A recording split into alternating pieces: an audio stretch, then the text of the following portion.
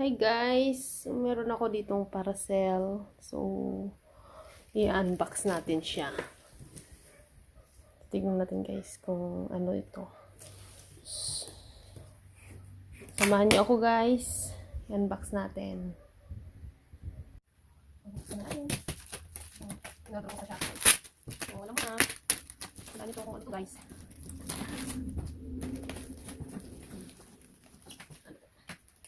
Nag-iba na yung mga clip natin ano ngayon. Gilihing. Ganito yata pag ano na. Mga ano na yung mga tubig.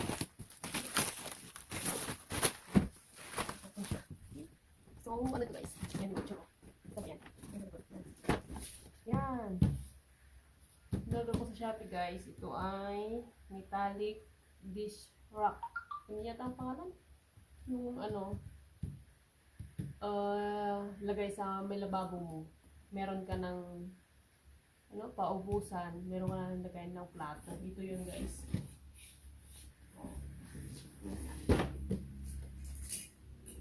Actually, parang order ko na to kasi yung una, yung nasa Abra ko, nag-order ako ng ganito nila mama doon. Maganda naman. Kaya ngayon dito naman sa bahay namin ng asawa ko. Order ako mga maliit para dun sa ano, dirty kitchen namin. Para pag naghugas, ilagay dito. Hindi siya malikabukan kasi ano, meron na siyang takip. Kasi siyempre pag pinaubos mo yung bagong hugas, hindi mo pa siya agad-agad maitabi pag hindi mo siya pinasa. So, maganda ito. Habang pinapaubos mo, meron na rin siyang takip. May nalala na siya. Search guys. See? Isang buo. Ito na siya guys. Oh. So, bubuuin lang natin ito. I-assemble na lang natin. Madali na lang to. Kasi dati ginawa ko na ito eh.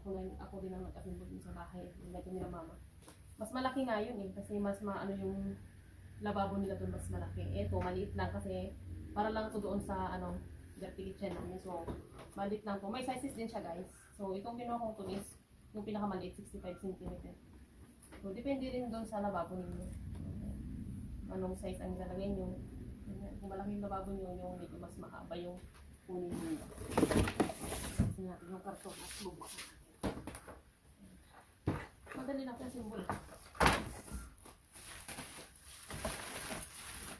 Ang init guys. Ang oras na ba dito? Oh, parang pagkutuli mag-alas 3 na ng hapon. Ang init. Matulog ako hanggang matulog. Sobrang init. Mag-unbox na lang tayo ng parcel. Kaya may lagay na natin. Okay. Ito yung mga ganitong gamit sa kusina. Napaka ano siya. Ano lagyan ng mga gamit para hindi makakalat. Yan.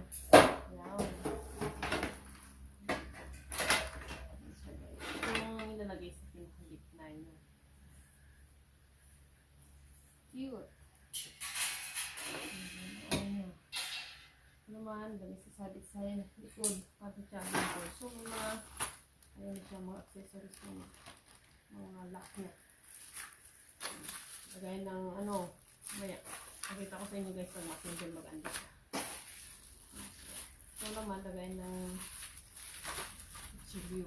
Lagay natin dyan. Sabi natin. Yung pinaka sa taas nito. Ayan. Dali lang ito yung symbol. Ito naman yung pinaka-front niya. Ito yung cover niya. Ito yung lagay sa likod. May instruction na rin siya dito. Yung marunong. May instruction naman siya dyan. Madali lang. Yung para sa likod niya. Ito yung para sa side by side. May ano naman siya dito para hindi siya dugulas. Mas maliit ito. Cute.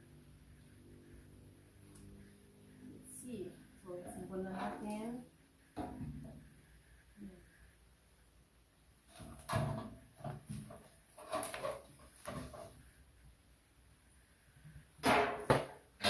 dati is, meron siyang, ano lang stick, ang ganyan. Ito wala. Meron pa lang. Ito siya, ito handle na doon sa harap. Sa scope.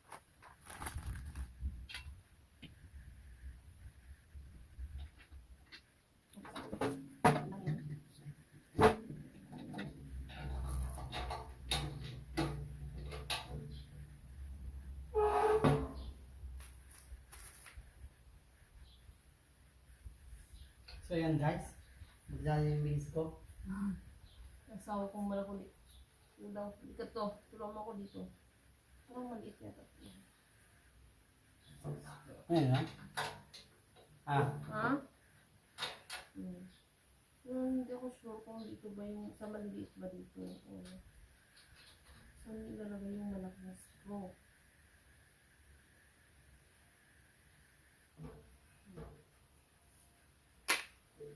Sa unang face yan.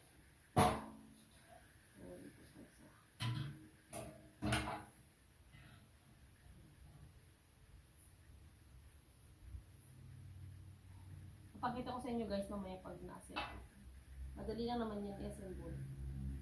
May siya dito. Malapit na tayong matapos. Hehe. O diba, ang ganda. Yung cover na lang sa itaas. Yan, nalagay ni Mr.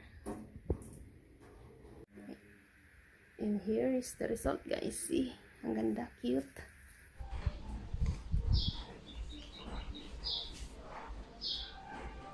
Cute.